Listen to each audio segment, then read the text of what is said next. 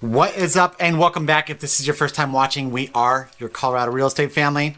This video right here is going to be super conversational because many times when we get on a call or a Zoom call with you guys, you really don't know where you want to live. You're like, you know what? Okay, I see you guys are living in Denver, but I've been thinking about Colorado Springs or I don't know, Fort Collins. And it's like, guys, that's a lot of distance. Okay, so we're going to try and give you a very conversational, as brief as possible video about each of these areas, the different vibes, a few stats as well too, that we can kind of compare the numbers, but that way we can kind of give you a reference, so you're like, all right, cool, so it sounds like that might fit me a little bit better, or this might fit me a little bit better. So hopefully this video does provide some value outside of that. Yeah, and it wouldn't be a video with me in it if I didn't give you some of the breakdown of just kind of the numbers, right? So I did look up just the overall comparison. I'm going to compare the three things in each one. I'm going to talk about how big, like the land area. I'm going to talk about the growth rate, because I think that's important. A lot of you guys, we've been seeing some trends, which stick around because we're going to give you some really cool stuff to think about on each of these areas. I'll give you, the population kind of in with that land, and then also just an overall cost of living. Yep. All right, the first one that we're going to start from south and then go all the way up north. Yep. The first one we're going to talk about is that Colorado Springs area. Okay, so land mass. So it is 195 square miles, and I'll kind of tell you this is the middle. So not the smallest, not the largest out of the three. It actually runs right in the middle. The population is 492,000-ish. And then this is actually, as far as the growth rate goes, it is sitting at a positive 0.6% annually. Yep. I thought another stat that would be really important to you guys to understand is going to be the growth rate since the last census. So that's going to be kind of looking backwards and giving kind of a larger view than just annually. So this 0.6 is that annual, but if you were to go back to the last census, which is going to be in 2020, it's actually positive 2.48%. Yep. Okay, keep that in mind because I'm going to tell you at the very end which one has grown the most, and obviously is going to be kind of showing us what's the most popular right now. Yeah, and so Colorado Springs is the second largest city in Colorado outside of Denver. Fort Collins, I can't remember because I remember Aurora's number 3. I think Fort Collins is in the top 10. I want to say it's like 6 or 7 right around there.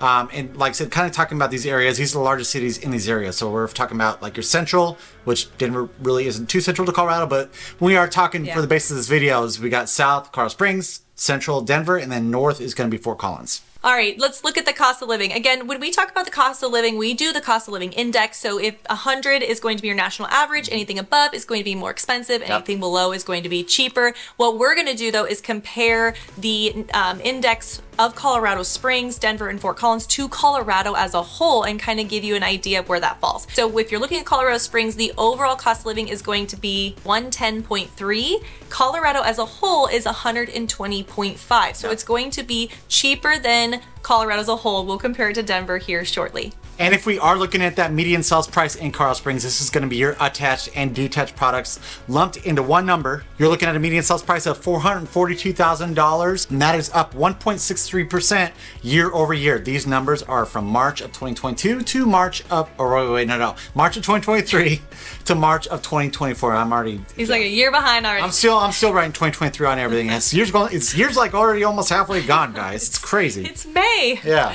All right, and since he talked about those numbers, the exact numbers with real estate, just to kind of give you an equivalence over to that index again. If you were to look at Colorado Springs, it's going to be 140.9 on that index in comparison to Colorado as a whole, 167.5. So still very good when you're looking at Colorado as a whole, it's still relatively cheaper, obviously more than national average, quite a bit. However, still cheaper than Colorado as a whole. And that number is going to be according to housing. So when we talk about housing, it's the cost to purchase and or rent a house. And so that's where that cost of living index comes in at. Now let's kind of break into the conversational portion of this about Colorado Springs, because Colorado Springs was always different growing up as kids. I mean, especially like, going down there and stuff, it was always known as a hardcore religious and then heavy and military. That's kind of what it was always known for. But Colorado Springs has grown quite a bit lately. So I actually have some family that does live down there. They do not like the changes that they are saying. They're like, it is changing so much down here. It's not the same place as when they initially moved down there. I believe she moved down there in the early 2000s, right around there.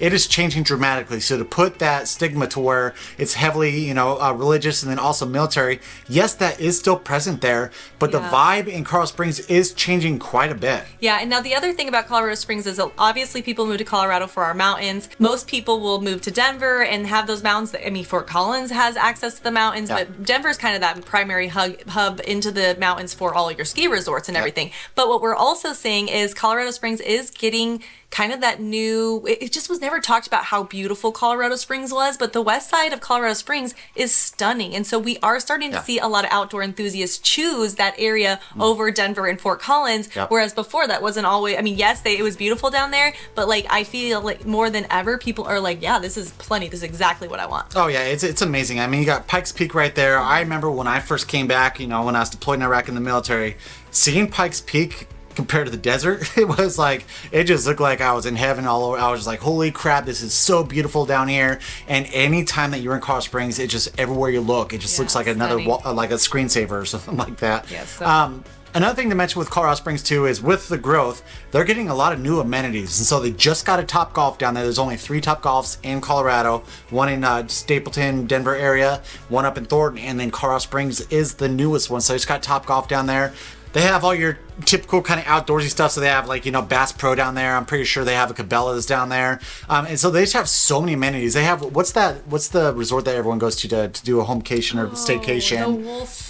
The Great Wolf Lodge or whatever. Oh, good job. Yeah, so the staycations usually, you know, it's like the Great Wolf Lodge, or they go over to the Gaylord over in Aurora. So they have that down there. But yeah, there's so many amenities. Garden of the Gods. You have, Garden of the Gods. Manitou Springs. Manitou Springs. Yeah, you got the hill climb. I mean, there's so much to do in Colorado Springs, and that's why it has become so appealing to so many people who don't really need to be so close to Denver. All right, now that we had that discussion about Colorado Springs, let's go ahead and move further north into the capital of Colorado. We're talking about Denver, Colorado. The total square miles is 154.7, and I think I actually said this wrong earlier because I said that Colorado Springs was the middle. Colorado Springs is the largest landmass. Denver is going to be the middle. Oh my gosh, is going to be the middle, which is crazy. And it's funny, I probably did this on accident because when I first looked it up, I would have thought that Colorado Springs was smaller because it seems like a smaller city, but the landmass itself is actually larger. Okay, if we are going to look at the growth rate, this is something I found very interesting. Annually, the growth rate is down 0.3. Okay, it was positive over in Colorado Springs. Now, if you're going to be looking at since the last census, again, since 2020, it's going to be negative 1.2. So we're going to have a big discussion about kind of wrapping all of this up afterwards and what that may mean and why.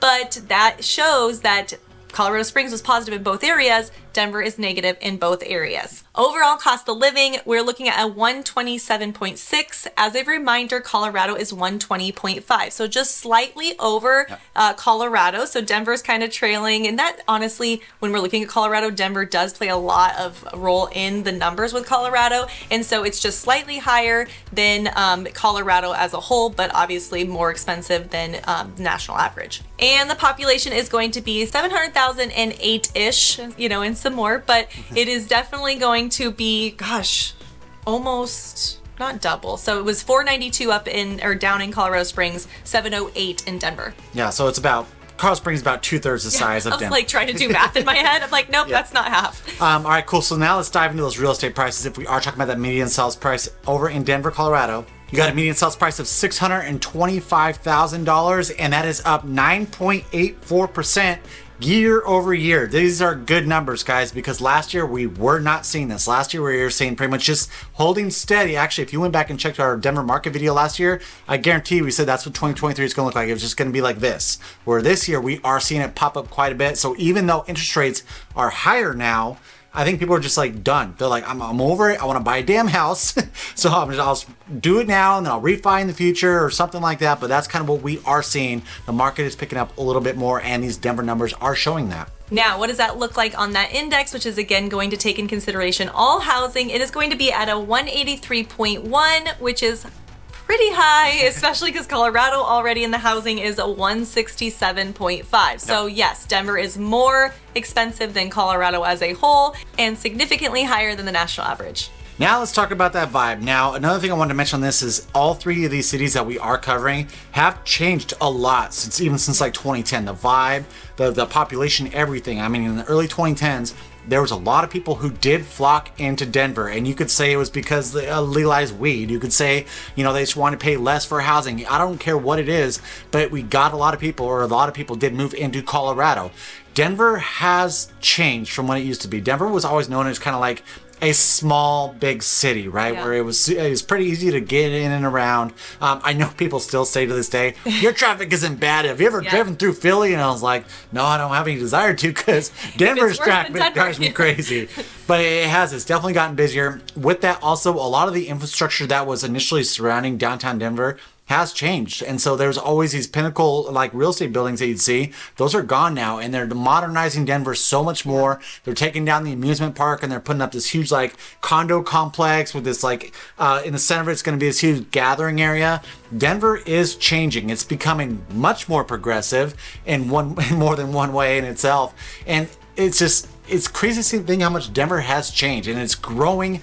Even though these numbers are showing this, when we're talking about the construction that is happening in Denver, it is growing immensely. I think it's going. We're going to see this increase. I think that it's been negative with the numbers I shared with you earlier, just because of. I don't know. I think there's some certain things that are leading to that, but I think that Denver is preparing for growth, and we're going to start seeing that actually spike here in the near future. Well, and when we are talking about Denver, because we are kind of trying to expose you guys to these 3 different areas, right? So let's just talk about the Denver metro, because if we talk about a lot of these outlying cities to Denver, those are growing. And so what we might be seeing is Denver's pretty much like the attraction. Mm-hmm. But people don't want to live in Denver. And so we see a lot of these outlying suburban cities that are growing like crazy. And so that's what I think it is Denver's just the attraction, right? But then people want to be on the outside of it. I think people are still moving to Colorado. They're just choosing the metro areas for sure. Exactly.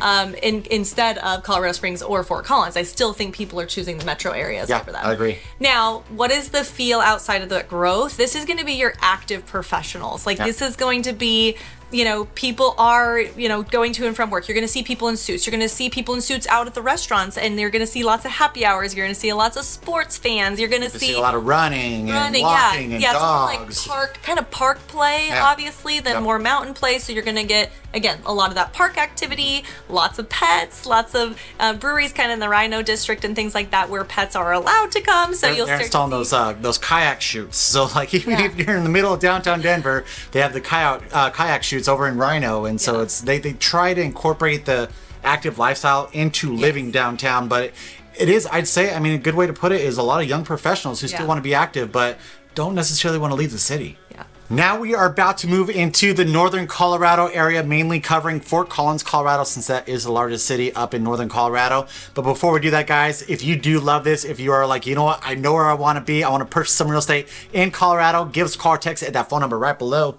Right below it there, we have assembled the best team to help you out with all your real estate needs. And no worries if you need to do a little bit more discovery, but do yourself a favor and hit that subscribe button, give us a thumbs up, and hit that notification bell so you're notified every single time that we put out a new video. All right, let's go ahead and go north to northern Colorado. And we are going to be talking about Fort Collins. What does the area look like? It is 58.47 square miles. So this is going to be the smallest area out of the 3, from Colorado Springs, Denver to Fort Collins. Fort Collins is the smallest. What is the population? It's 167,000 and some. So again, way significantly smaller from the 708 of Denver. The growth rate. This one kind of blew my mind. Growth rate annually was negative 0.22.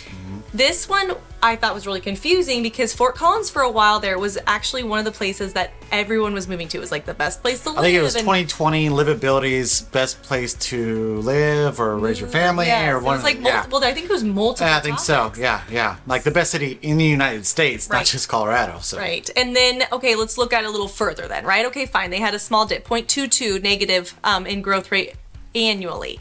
If you were to go back to the last census, again, 2020, that is going to be a negative 0.86.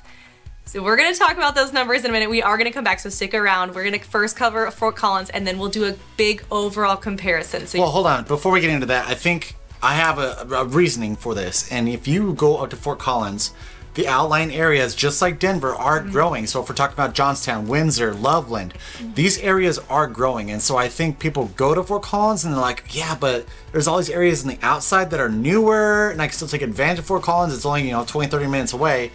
That's why I think that we are seeing this with Fort Collins. All right, let's talk about that cost of living. So cost of living overall is going to be 115.7 in comparison to that 20.5, which means that is actually second in line. So Colorado Springs came in the cheapest, then it was Fort Collins, and then it was Denver. So if you're looking at that overall cost of living, that's how it kind of goes in order. So Fort Collins is going to be in that middle for that overall cost and lower than Colorado, but higher than national average. If we look at that median sales price, you got a median sales price of your attached and detached products of $536,000. So not as expensive as Denver, but not as cheap as Colorado Springs. And that is actually up 1% year over year. So Fort Collins is still experiencing a little bit steady, where I believe it, like when we went to February to March, it was up a little bit more. So we'll kind of see what happens with the market. But like I said, I think that a lot of these people are moving to the outlying areas. Windsor is growing in popularity like crazy. Johnstown is growing like crazy. And so I think people are taking advantage of those areas more so than this Fort Collins area. It's not as desirable as some of these outlying areas are in northern Colorado. If we're going to go ahead and look at that housing, so that's going to take into consideration that housing index, cost of living index, talking about all housing, it's going to be in Fort Collins 167.2 in comparison to 167.5. So directly on par with Colorado as a whole in Fort Collins, which honestly is really good. I feel like that's something the city can boast about, that the housing is staying consistent with Colorado as a whole. Now let's talk about the vibe of Fort Collins. And I was thinking about the simplest way to put this. It's boating bros and breweries. That is what it feels like up there. You have so much recreation, and like it seems like everyone owns a boat up there, because you have lakes, you have Carter Lake, you have Horsetooth Reservoir. A lot of people will travel up into Wyoming and go up to Guernsey. And then there's the other one I can't remember. But anyways, you have a lot of people up there who take advantage of that recreation. Also, you've got biking, you got hiking, you got mountain biking. You need to come up with a like the boating bros, because boating bros, active. No, like a B. It needs one for the biking. I need 3 Bs. I need 3 Bs. Yeah. Hey, comment down below. Boating bros, like we need a BB. So it has to be in regards to biking. Boating bros, breweries, and biking. Because it's like one of the top platinum trail biking areas, but I thought too. it'd be fun to like do something biking. Anyways, comment down below. We need your help. Yep. Because if we don't mention biking, it might become a thing, because they have a platinum status.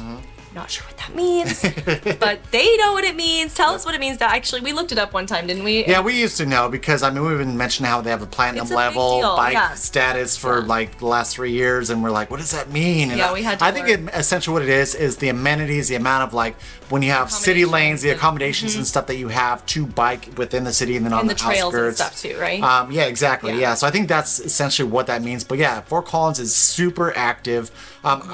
I actually would think that, because it's also a college town, right? And so you have a lot of the downtown area that have a lot of college students during school season and all that stuff too.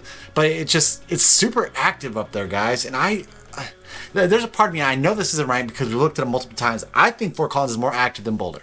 Just the vibe that I get from it personally. I know that when we look up stats, we're gonna get darts. I'm sure I'm gonna get darts over that, but it's like that's what I feel. When I go up to Fort Collins, it seems like it's a healthier lifestyle up there. I do feel like, yes, it's like for the outdoor enthusiasts because of Horsetooth and all of that right there. Actually, not only that, but you have multiple lakes right there within a small amount of area because of Loveland and even across the highway. I forgot Boyd Lake. Yeah, the Boyd one we Lake. got married. Duh. You know that one.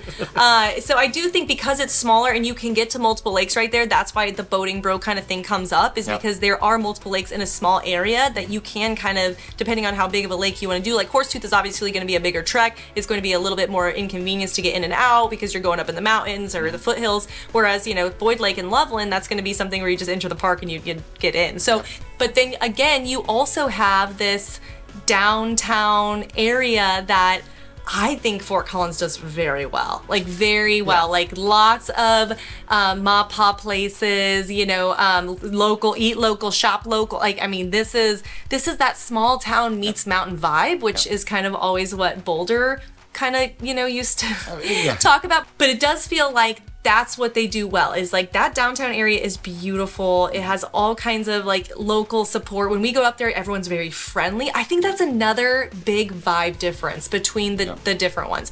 Fort Collins is super friendly. We do have a lot of transplants in Fort Collins. We have a lot of transplants in Colorado. Yeah. But in Fort Collins, like when we actually did interviews up there, people were coming and asking us what we were doing. In Denver, they were trying not to make eye contact, okay? We haven't done... We literally had a girl pretend like she was tucking on her phone. Yeah. It's like, we know you're not tucking on your phone. Well, that was awkward. That was like, she needs to work on her acting. Also, we did not actually end up doing it in Colorado Springs because it was such a miss in Denver that we were like, this actually might not be a very good video. But we were, because we were really kind of turned off by trying to insert ourselves and talk to people, because business is business down in Denver. Fort Collins, people were coming up to us. We got interrupted so many times while doing interviews because people were like, what are you guys doing? Yeah, so it's definitely very friendly vibe. Yeah, and so we need to incorporate Northern Colorado in this as well too. And so I'm gonna throw a prediction out there because we're gonna kind of bring this all together about the growth rates and everything. They are predicting that Colorado Springs is going to overtake Denver in population by the year 2050. We have mentioned this before if you guys have followed any of our other videos, but I'm gonna make a prediction out there because back when I owned my real estate brokerage, we found out that Bill Gates bought up a large portion of land in Northern Colorado. And they say eventually you're going to pretty much drive from Denver all the way up to Fort Collins, and there's going to be any land that's left so open. Crazy. And so I think that Northern Colorado is going to blow up faster than Colorado Springs here soon, because it's like you got the Carbon Valley, which is growing like crazy, which is Firestone, Frederick, Dacono, and then like Johnstown is insane. Yeah, Windsor is insane. Berthoud is growing, but Northern Colorado in itself, I think it's going to become a huge place that a lot of people start flocking to here real soon, probably in the next like 5 to 10 years. Yeah, I think the big thing too is once they start kind of closing that I-25 corridor, it's going to feel like Fort Collins isn't as far. There's going to be a lot more options in between Denver and Fort Collins, and anytime they start closing that in, I mean, remember when Thornton was far? Yeah. Oh, we lived in Arvada and Thornton was far. It is very popular in Thornton. It doesn't feel so far because it's closed in now and it feels part of the city. I feel like as that corridor closes, it's going to be, it's just not going to feel so far to the people who are kind of out around there. So the only thing that will keep it from growing is water resources. That is something that Northern Colorado does struggle with. Fort Collins actually had a moratorium on new developments for a couple years when there was like a drought going on. I think it was like 2021, 2022, right around there. That is the only thing that is going to stagnate that growth. If they can solve that problem, then watch out. Northern Colorado is going to blow up like crazy. All right, cool guys, we brought you 3 different areas. Hopefully this helps you narrow it down a little bit, because like I said, many times when we talk with you, you're like, I don't know, I'm looking at Colorado Springs and I like this and whatever. So hopefully this video did bring some insight into that conversation, somewhere that you might want to live. If you are looking at purchasing real estate in the state of Colorado, give us a call or text at that phone number right below. Right below there, we have assembled the best team of real estate agents to help you out with all your real estate needs. And if you're not ready to purchase yet, no worries, but go ahead and hit that subscribe button, give us a thumbs up, and hit that notification bell so you're notified every single time that we cover a new city. We are covering new cities all the time by request and also by the conversations that we're having with you when you're calling in. So if you have a different topic that you want us to cover, feel free to comment down below as well. Like, we really do take that into consideration and get it scheduled. We'll even, we've been doing a couple home tours, so go check that out. Some people were wanting to know, what does it look like? Or, what about this? And so we really do take that into consideration. All right, guys, until next time, we love you. Bye. Bye.